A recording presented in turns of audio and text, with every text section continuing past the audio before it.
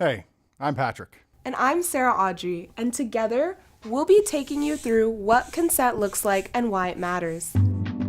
The first and most important part of giving consent is a freely given, enthusiastic, resounding yes. If you're not sure if your partner wants to have sex, make out, or even be touched, you must ask. And if you don't have a clear yes, then you don't have consent. And if you don't have consent, you're committing an act of sexual violence. Obviously, a clear yes can look like lots of different things, and it isn't always necessarily verbal.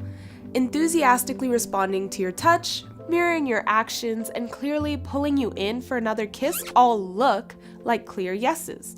But if they seem unsure, become quiet, pull away, or look like they might be changing their mind, then that's a no, and you don't have consent. Which brings us to the second crucial component. Consent is ongoing. Just because someone's into you at the bar doesn't mean they necessarily want to get naked. Right, check in first. Look for that enthusiastic yes. So before you grab for the condoms or dental dams, ask something straightforward like, do you want to have sex? This also applies to non-sexual forms of touch. You may be a tactile person, and snuggling on the couch while you watch TV may seem like a totally normal and acceptable thing to you. But not everybody wants to be close. It's nothing personal, or maybe it is, maybe you haven't showered in a week. But regardless, simply asking, can I snuggle up here? Or am I too close? Are great ways to gauge personal boundaries. Which leads us to our third component of consent. It is required every single time. Just because they were okay cuddling with you on the couch yesterday doesn't mean you're entitled to cuddle with them every time you want to watch a movie. No guaranteed Netflix and chill.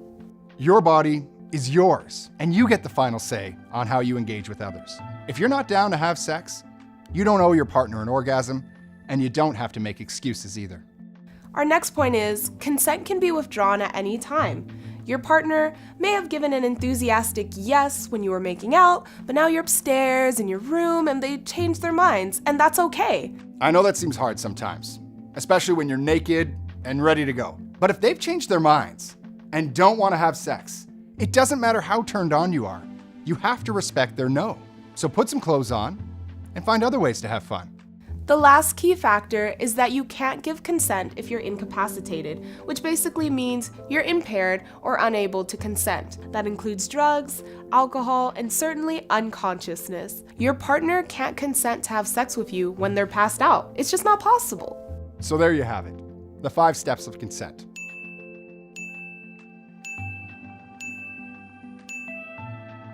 Have fun getting to know each other here in Res, and remember, always get consent. Because consent matters.